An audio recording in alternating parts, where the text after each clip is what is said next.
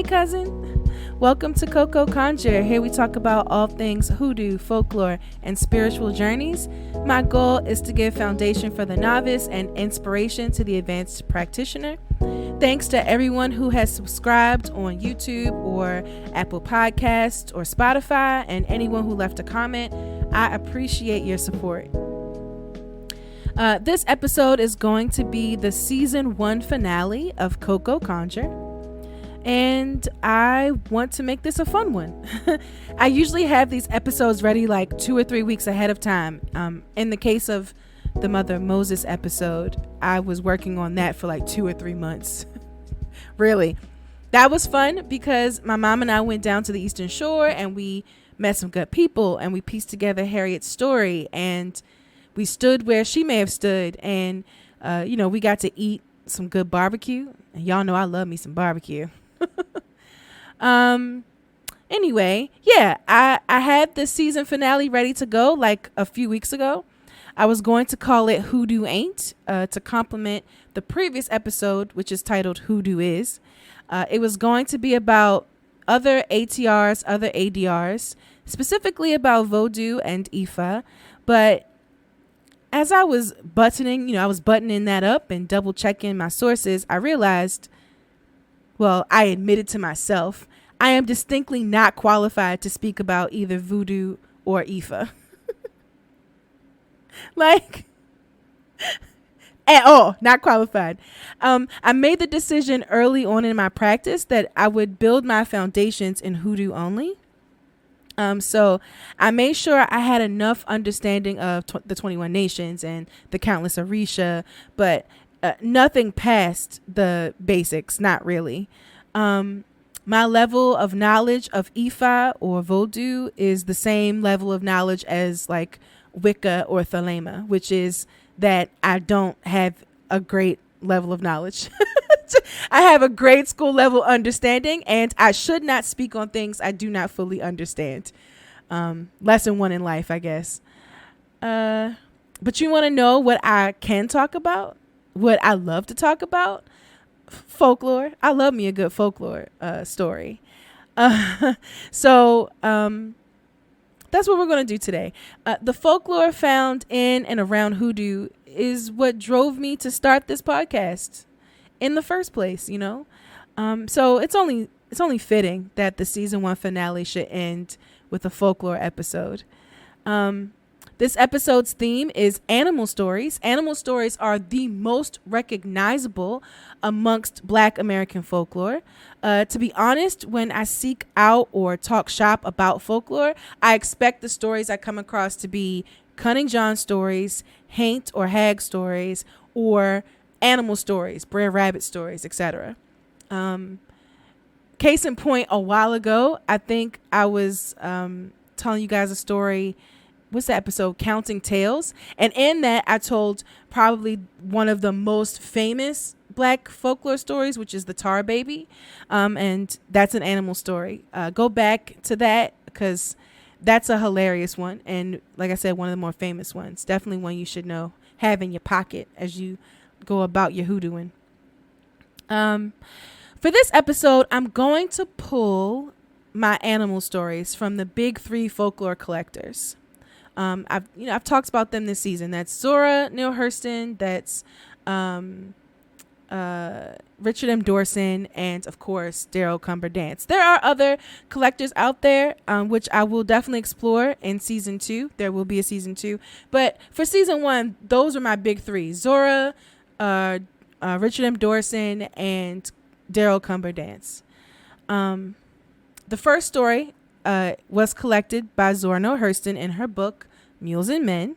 If you've ever read her books, her anthropology books, I should say, not her fiction, she doesn't title her stories. Not really. She allows the storyteller to just tell them naturally in the narrative of the book, like naturally in conversation. So there is no title, so I gotta title this one.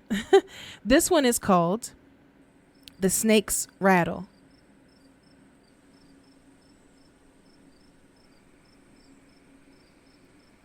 Well, when God made the snake, he put him in the bushes to ornament the ground, you see. But things didn't suit the snake, so one day he gets up on a ladder and he goes on up to see God. "Good morning, God," the snake said. "How you doing, Mr. Snake?" "Ooh, I ain't so many good, God. You put me down there on my belly in the dust, and everything trods upon me and kills off my generations. And I have no protection at all." So God looks off towards eternity and he thinks about the subject for a while. Then he says, "Mr. Snake, I didn't mean for nothing to be stomping on you. You know, you got to have some kind of protection. Here, take this poison and put it in your mouth. And when they tromps on you, protect yourself." So the snake took the poison and put it in his mouth and went on back down. So after a while, all the other varmints went up to God. "Good evening, God." "How you making out, varmints?" God said to them. "Oh man, God, please, you got to do something about this snake. He just lying in the bushes there with his poison and just striking at everything, just biting and striking at everything. We so scared to just walk around the earth." So, God sends for the snake and he told him, "Listen here, snake, when I gave you that poison, I didn't mean for you to be hitting and killing everything. I gave you that poison and told you to protect yourself when they tramples on you, but you killing everything that moves, and I didn't mean for you to do that." Well, the snake said, "Lord, I'm down here in the dust and I ain't got no claws to fight with and I ain't got no feet to get me out of the way. All I got is my poison, and all I can see is people coming towards me to trample me and my generations. I can't tell who's an enemy and who's a friend. You give me this poison to protect myself, so I use it." God thought it over for a while and then he says, "Well, snake, listen. I don't want you or your generations to get stomped out, and I don't want you killing everything either. So I want you to take this bell and tie it to your tail. When you hear feet coming, I want you to ring your bell. And if they're your friend, they'll be careful. And if it's your enemy, do what you will." So that's how the snake got his poison, and that's how he got to rattle. Bitty bitty bend, my story is at an end. Turn loose the rooster and hold the hen.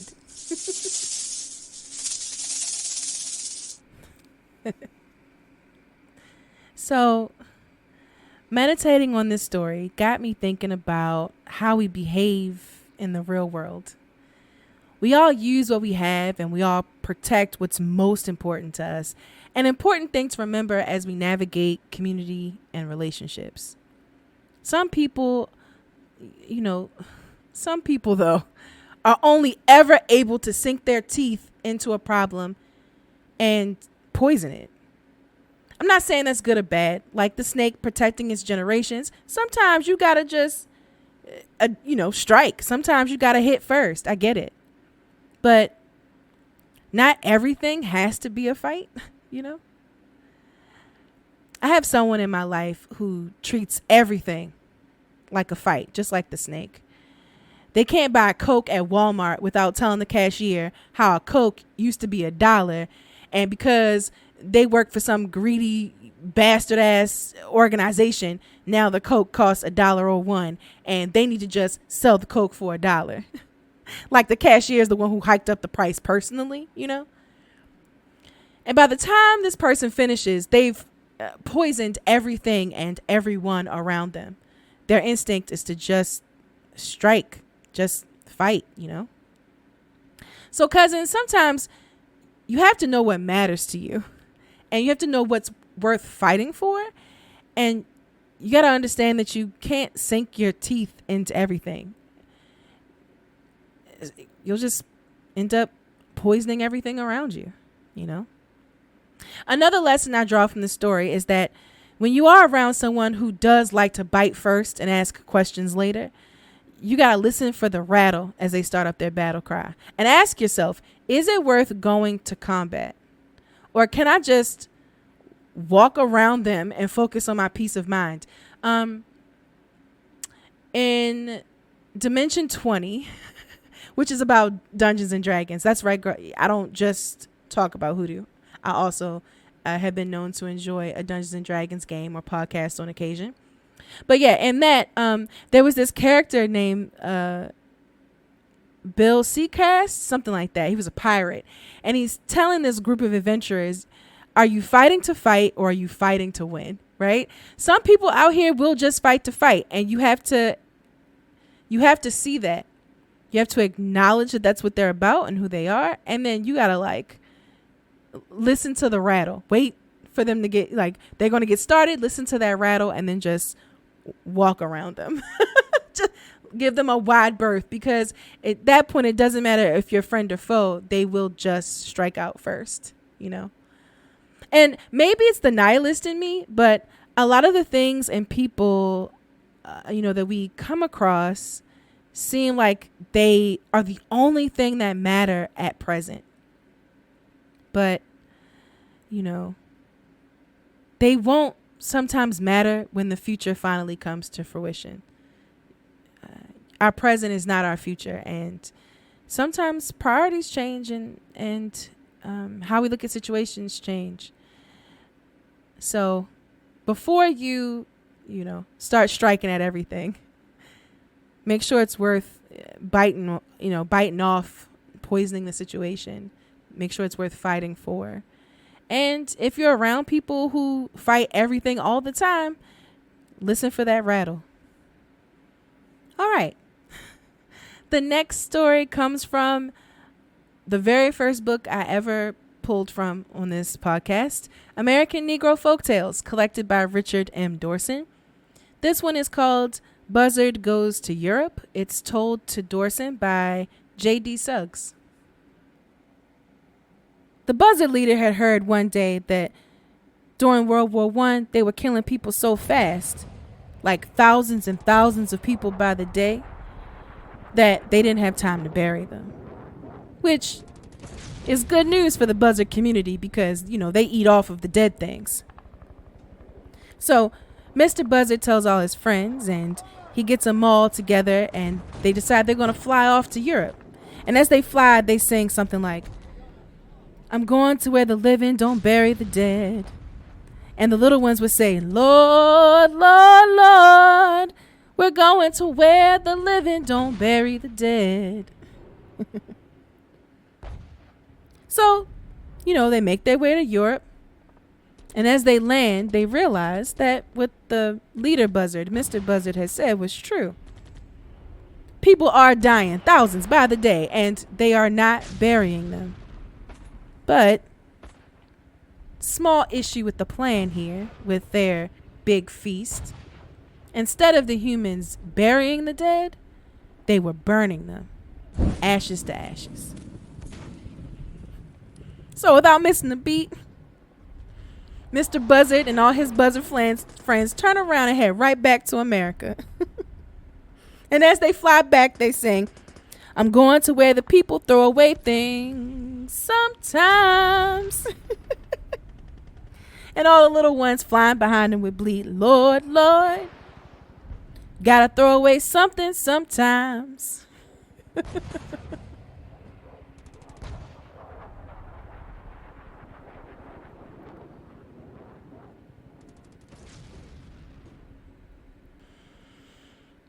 So, what lesson did I glean from that one? The buzzard realized that the grass isn't always greener on the other side, and you definitely shouldn't make major life decisions based on rumors others tell you. And to take it a step further, when the buzzard finally does, figure out the full story that it's not what they thought it was, they just flew on home. And that's nice, but sometimes you can't go home. Sometimes you can't go back.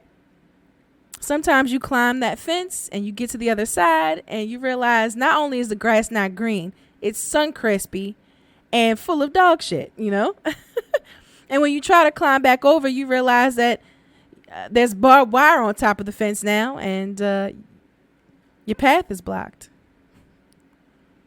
So yeah, you got to take that leap of faith. And sometimes that leap of faith does not pay off. And you got to prepare your spirit for that. And you have to be able to move forward without regret. Yeah. All right. So my last story comes from Daryl Cumber Dance's collection called Shuckin' and Jivin'. This one is called Take Off Them Fancy Pajamas.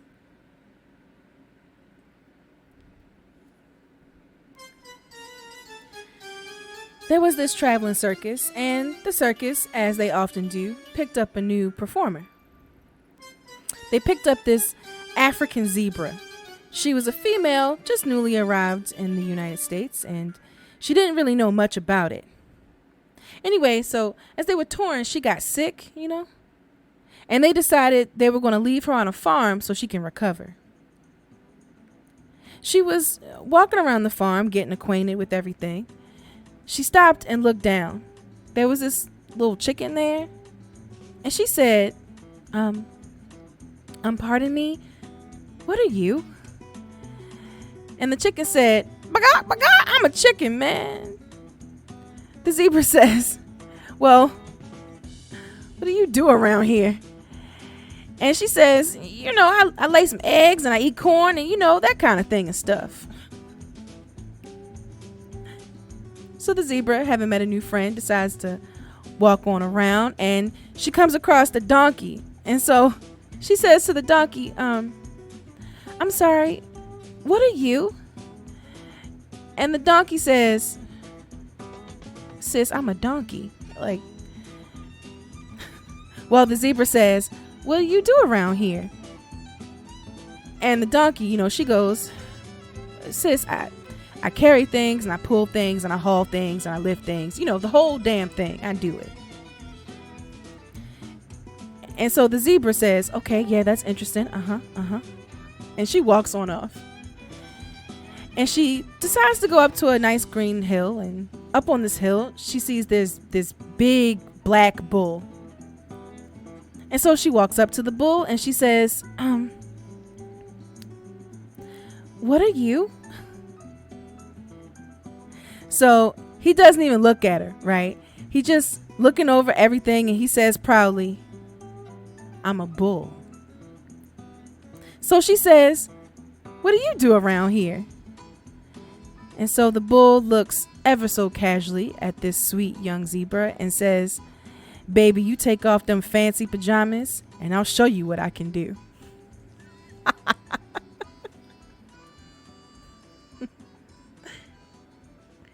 So, in Shuckin' and Jivin', almost every story I come across in there is just crass. It's just crass. And out of all of them, that's probably one that's tasteful enough for me to tell, here. Just so good. Moral of the story is, I don't know, shoot your shot.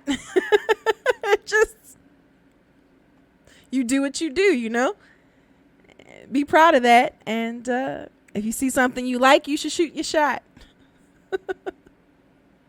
No, seriously, I just thought of this. The moral of the story is, know yourself. There it is. I got there. I did. Know yourself. That's the moral of the story. Okay, so normally in this section, I'd answer some questions. But today, I'm just going to talk to you all, if that's all right. This ride up till now has been a whole lot of fun. Through this podcast, I've met some pretty cool people, and it's pushed me to go outside.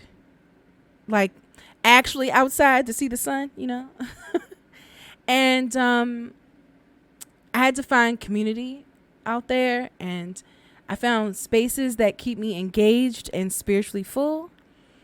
And every weekend since late April, I've gone somewhere to do something. Sometimes it's spiritual stuff, like going to the annual Maryland Witches Gathering, or to meet up with other pagans at the Universalist Unitarian Church near me. Sometimes it's dragging my mom all the way out to the Eastern Shore and spending the day telling stories and learning about our hero ancestors and eating really good barbecue. And other times I'm just, shopping with Graham. That's my grandma. I call her Graham. Shopping with Graham and listening to her spin tales about growing up and about the people she's lost along the way and the people she's met that have impacted her life.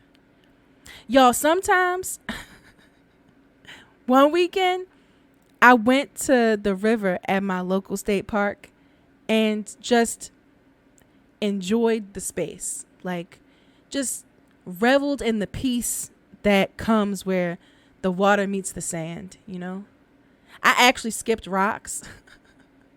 I actually skipped rocks and had some black girl thinking time. It was nice. It was really nice. I don't know. It was great, to be outside of myself, to gather experience, to go back in my field journal. Oh my goodness. A lot of these episodes come from my field journal. I've got like 2 or 3 full journals, full pages. And just review them and incorporate them into my life and to see the world a little differently. This podcast really pushed me to do that. But I think more importantly, doing this podcast has reignited a spark of creativity in me. It's made me sit down and dedicate myself to writing and storytelling in a way that I have not done since my college days. I went to school for writing for film and television. I wanted to be a showrunner. I wanted to be Shonda Rhimes. I wanted to be Jordan Peele. That was my goal. But if you've listened to any of the episode in this podcast, you'll realize that I didn't quite get there. I had a crisis of faith. I had a meltdown. I think I just, at that point, by the time I was getting ready to graduate college, on top of all of the other personal things going on, I was creatively spent. I had to be creative on demand from the age of 14 to 21. And it took a lot out of me. And I was battling my own demons, at the time too, which didn't help. But yeah, this podcast really, I feel like it's gotten me back into a groove. Got me back into a fresher rhythm, I guess, than when I was in college. But still, I can feel the creative juices going. And I think that's the best part of me. And the best part about this is that I'm only halfway through this project. Season 1, 24 episodes. I had originally planned to stop at the end of July, actually, not June. I've written episodes about Frederick Douglass and protection work and High John the Conqueror. And I keep trying to get my mom to get back on here to talk to us about like the practical basics of how she started her garden, how she became the root lady, But y'all, I had to check myself. Because I'm moving. I've talked about that. I'm finally getting my own place. No roommates, no family. It's just me and my cat, Grace Jones, against the world, My birthday is coming up, which I'm so excited for. I'm going to a winery on my birthday and I'm going to a reggae festival. So I'm going to be drunk and high. Looking forward to that. I've got like 3 family reunions to go to this summer. And y'all, my big sis is coming into town and I would like to go skip rocks with her at the beach.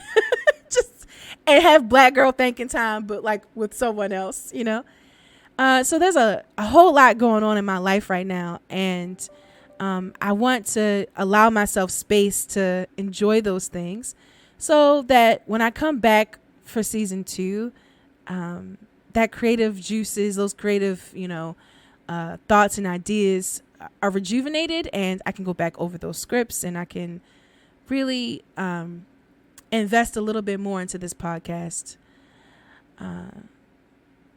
which basically this podcast is just like an audio version of my field journals, an audio version of like my collection of knowledge.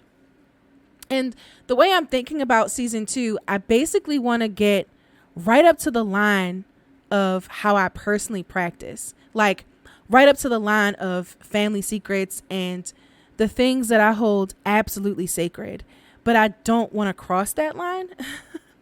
I don't want to delve into my like super personal, super sacred practice. I've seen others do that on an online space, and I've never seen that go well. I've never seen that go well. Everyone's got an opinion, and I don't think it's necessary that I share so much of myself. I just wanted to have a place where, you know, I could talk folklore and I could talk what I've learned, and I can explore you know, our general ancestry as a people and my own ancestry through storytelling. And there's so much more to discuss and so much more to enjoy, I promise you. I know that season 2 is going to be a good one. And I hope you guys had a really fun time with me in season 1. I appreciate that. What I find is wild to me, like really wild to me, is that my most downloaded, most listened to episode across all platforms is my first one, where I talk about how I came to hoodoo, how you know, this need to search really brought me someplace sacred and safe, you know.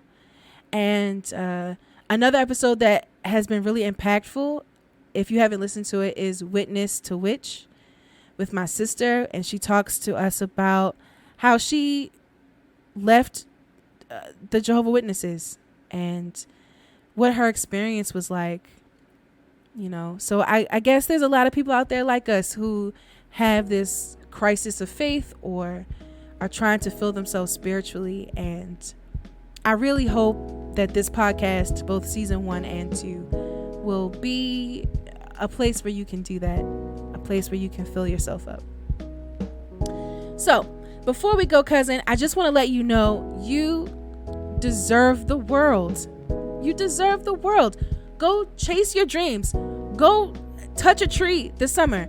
Go to the family cookout and ask your elders about the family lore. Start your own field journal and write down what you've learned and what you want to incorporate into your personal practice. Go take a day trip someplace and eat some barbecue, you know. Let your fro just hit the sky and go out there and soar. Because we are living the life our ancestors wanted for us. We are their dreams come true. They wanted us to flourish and grow and enjoy all this world has to offer. And sometimes things don't go well, and that's okay. If in your journey you hit the snake in the bush or you realize the grass ain't so green, just call for your blessings, cousin. And I promise you, they will come to you. I'll see you guys on the first Sunday of September.